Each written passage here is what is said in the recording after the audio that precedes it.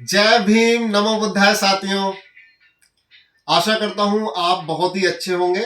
और जैसा कि ये जनवरी का महीना चल रहा है और कड़ाके की ठंड चल रही है दिल्ली के अंदर, लेकिन जैसा कि मैंने आपसे वादा किया था कि मैं आपको वीडियो में जो हमारे दलित उद्योगपति हैं, कौड़ी से करोड़पति, उनके बारे में मैं आपको बताता रहूंगा। तो मैं आज एक और कहानी के साथ, ये कौड़ी से करोड़पति, तो ये एक और कहानी के साथ एक बार फिर आया हूं आपके सामने एक नई वीडियो के साथ। जी, आज मैं जिन शख्स की बात आपको बताने के लिए जा रहा हूं उनका नाम है पद्म श्री मिलिंद कामले जी। ये आप देख सकते हैं वीडियो। मिलिंद कामले जी, इन्होंने बिल्कुल शून्य से और शिखर तक पद्म श्री तक अवार्ड प्राप्त किया है बिजनेस मैन के रूप में। तो मैं इनके बारे में अब आपको बताऊंगा। देखिए, भारत के दलित उद्यमियों को बिजनेस उभारने का मंच दिया। यूं तो भारत के हर कोने में दलित वर्ग के लोग सैकड़ों तरह के शिल्प, मजदूरी, सर्विस, उत्पादन आदि द्वारा दूसरों के लिए बिजनेस खड़ा कर रहे हैं, लेकिन खुद शोषण के शिकार होकर सदियों से गरीबी और अभावों का जीवन जी रहे हैं। हमारे श्रम का सारा श्रेय व मुनाफा शोषक वर्ग लेता आया है। शोषितों के असंगठित श्रम, हुनर, कला, ज्ञान, प्रतिभा, ईमानदारी और वफादारी का कोई मोल नहीं आंका गया। यह सिलसिला आज भी जारी है। मेहनतकश वर्ग की सारी कलाओं व लाभप्रद व्यवसायों पर औरों का कब्जा हो गया है। समय बदला, उदारीकरण व वैश्वीकरण में बाजार का परिदृश्य भी काफी बदल गया। दुकानों के बिना भी ऑनलाइन बिजनेस हो रहा है। सरकारों की नीतियां खुले बाजार की ओर बढ़ रही हैं। सरकार क्षेत्र सिकोड़कर प्राइवेट क्षेत्र में मजबूत किया जा रहा है। दलितों के लिए सिर्फ सरकारी नौकरियों के पीछे भागना घातक साबित हो जाता रहा है। तेजी से बदल रहे ऐसे दौर में दलित वर्ग के युवाओं को बिजनेस की चाह, चलना, लगाना समय की मांग है। तो साथियों, बस मैं आपको यही बताना चाहता हूं कि जैसे मिलिंद कामले जी बता रहे हैं कि सरकारी नौकरियां कम हो रही हैं, वैश्विक स्तर पर ऑनलाइन बाजार बढ़ रहा है, तो जो आज के युवा वर्ग हैं उनको भी बिजनेस में आना बहुत जरूरी हो गया है। और ऐसे ही इसी चाह के साथ मिलिंद कामले जी भी आगे बढ़े हैं। आगे मैं उनके बारे में और बताता हूं कि महाराष्ट्र के युवा इंजीनियर मिलिंद कामले ने खुद का बड़ा बिजनेस खड़ा कर देश में उभर रहे दलित उद्यमियों को एक अनूठा मंच दिया। और आपके नेतृत्व में देश के कोने कोने में बिजनेस से संबंधित सेमिनार व एक्सपो आयोजित किए गए, जिससे बहुजन उद्यमियों को मार्गदर्शन मिला।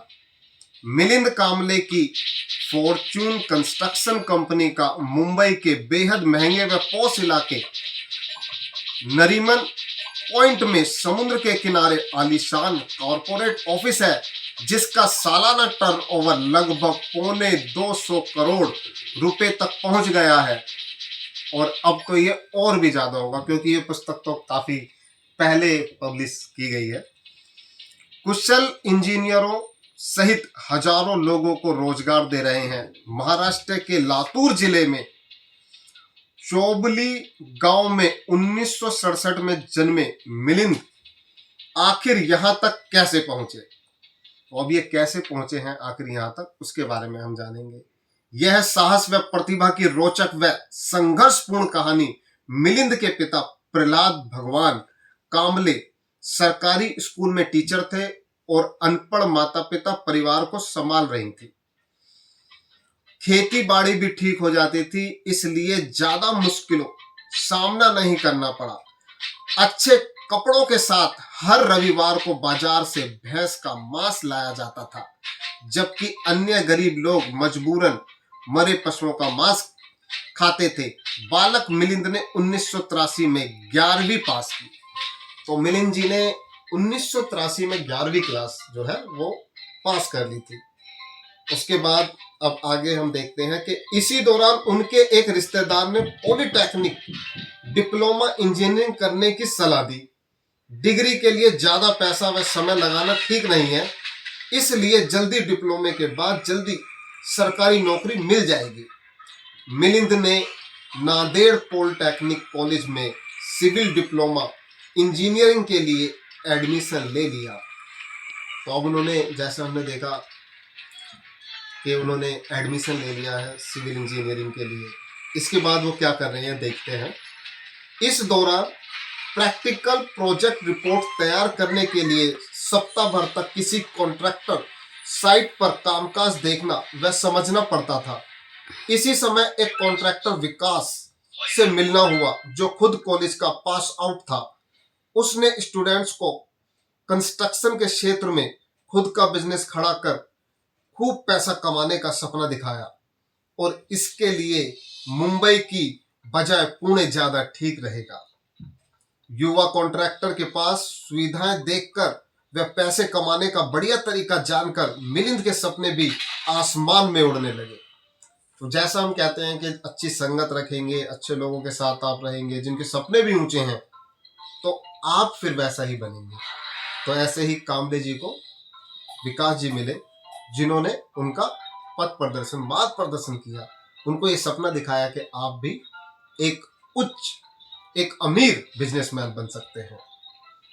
तो नांदेड़ में पढ़ाई के दौरान ही दलित पैंथर नामक संगठन ज्वाइन किया जो अमेरिका के ब्लैक पैंथर की तरह महाराष्ट्र के दलितों में जागृति अभियान चला रहा था।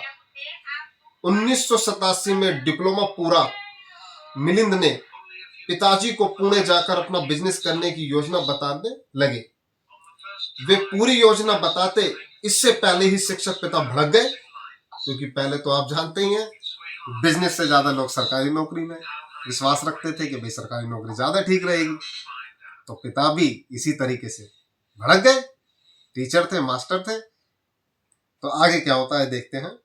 बोले, पिताजी ने क्या बोला, बोले बिजनेस का मतलब जानते हो, बिजनेस शुरू करने के लिए तुम्हारे पास रुपए हैं, तुम्हारा कोई रिश्तेदार बिजनेसमैन है, भलाई इसी में है कि जल्दी ही किसी सरकारी नौकरी के लिए फॉर्म भर दो और बिजनेस का नाम मत लेना।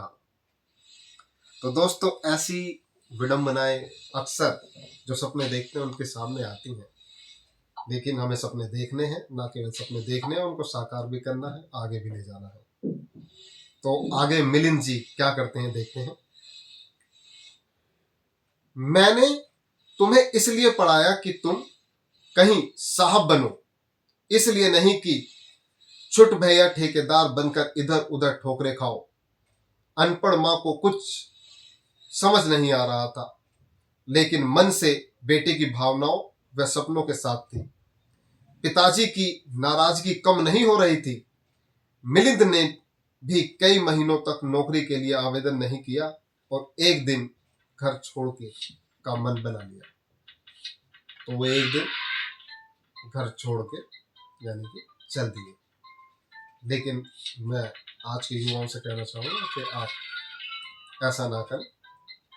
उस समय परिस्थितियां अलग थी। आप माता पिता को समझाएं और अपने सपनों को साकार करें। आगे देखते हैं। सपने तो ऊंचे थे, लेकिन पास में फूटी कोड़ी नहीं थी। मां ने चुपके से लाडले को 500 रुपए का आशीर्वाद दिया। बस से लातूर होते हुए पुणे पहुंचे। वहां एक परिचित के साथ छोटी सी जगह में कुछ दिन गुजारे और एक कंस्ट्रक्शन कंपनी में 700 रुपए महीने की नौकरी मिली। साल भर बाद दूसरी कंपनी में थोड़ी ज्यादा पगार मिलने लगी। एक कमरा किराए लिया और एक साइकिल भी खरीद ली। इसके बाद एक हाउसिंग कंपनी में महीने के 4,500 की पगार पर नौकरी ज्वाइन की। साइकिल छोड़कर स्कूटर खरीदा। इसी दौरान अपने सपनों को फिर से याद कर मिलिंद कामले ने इंजीनियर्स एंड कॉन्ट्रैक्टर्स नाम की कंपनी बनाई और काम की तलाश शुरू कर दी। 1992 में पहला काम एक कॉलेज की बाउंड्री वॉल बनाने का मिला। 97,000 रुपए का काम था। काम पूरा होने पर कॉलेज के प्रिंसिपल से मिलिंद को बुलाकर शाबाशी दी और 500 रुपए का पुरस्कार भी मिला।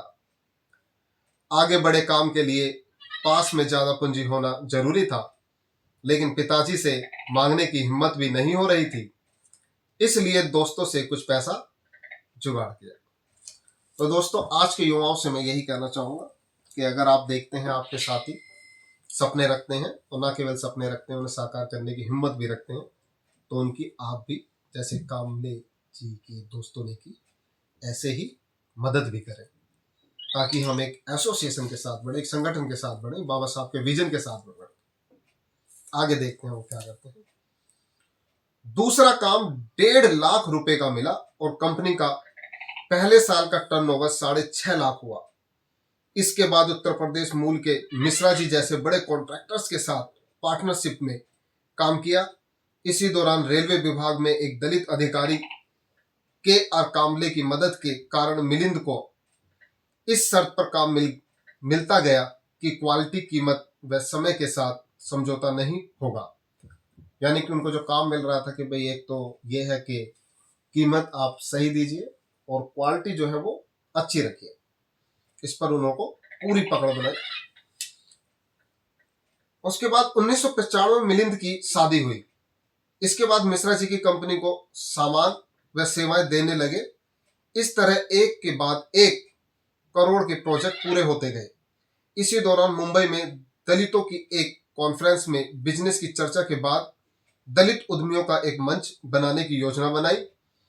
पहले 2003 में इसका नाम SC/ST CCI रखा, लेकिन 2 साल बाद फिक्की की तर्ज पर, जैसा आप जानते हैं FICCI फिक्की और डिक्की रखा गया, DICCI। इसी के साथ 14 अप्रैल 2006 के दिन खुद की कंपनी का नाम भी बदलकर फॉर्चून कंस्ट्रक्शन कंपनी रखा। आखिर मिलिंद अपनी कंपनी को कॉर्पोरेट लुक देना चाहते थे।